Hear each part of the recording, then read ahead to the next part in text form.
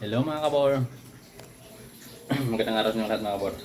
For today's video and for today's vlog mga kabor, magluluto tayo ng isda na nilagyan natin ng dahon ng kamuti. Labog mga kabor, yung natural na pangpaasim dito na ginagamit namin sa probinsya. Kilala niyo ba yun mga kabor?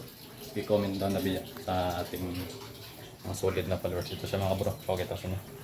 Dahon ng labog. Yan o. Maasim yun mga kabor. At saka itong dahon ng kamuti natin. At ito pala yung isda natin mga kabor na gagamitin.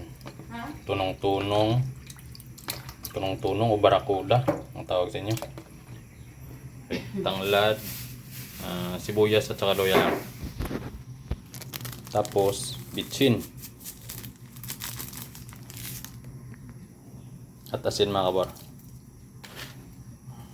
Yan, asin. Takpan na natin. Habang naghihintay tayo mga kabor, hugasan natin itong ating dahon ng kamote.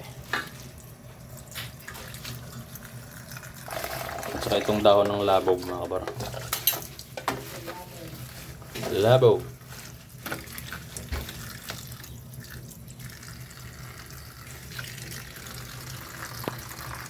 Bukal mga kabor. Nakita ko ng labog. Kaya. Ingit, sabi ko siya, nanay, ito buyot eh.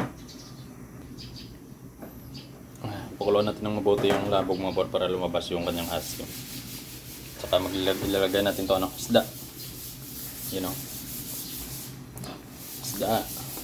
Masarap to mga kabor. Pag may hangover ka, gamot sa hangover, sabaw, masarap tong sabaw niya mga kabor. Takpan natin.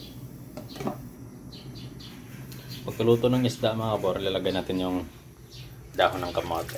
Kasi mga kabor, sarap nito. Kaya mga kabor, kumakain kayo nito. Tignan natin, luto natin mga kabor, tsaka tikman. Konti ng luhag. Ayan o, kumukulo na mga kabor. Masarap to, masarap oh. Ang ganda ng kulo. Tikman natin kung masarap. Oh, sabaw na sabaw mga kabor, yung lasa. Sarap. Sarap.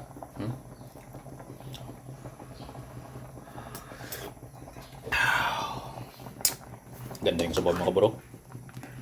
Parang gatas.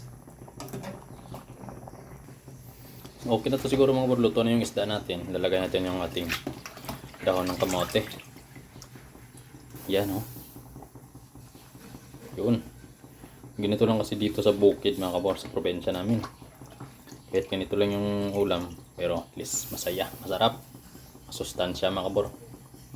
Walang halong mga conservatives na kung ano-anong nilalagay. Yung nilalagay ko mga kabor, asin bitchin lang talaga. Tsaka sa sa lasa ng ating mga gulay na fresh mga kabor, na nandito lang natin kinukuha sa ating kapiligiran. Manulit natin mga kabor. Oh, sarap talaga. Talaga mga kabor. Okay na mga kabor, isang kulo lang, luto na yan yung dahon ng kamote natin. At saka kain na tayo mga kabor maya-maya. Oh, tingnan mo mga kabor. Wow. Sabaw ng gulay. Sabaw mga kabor.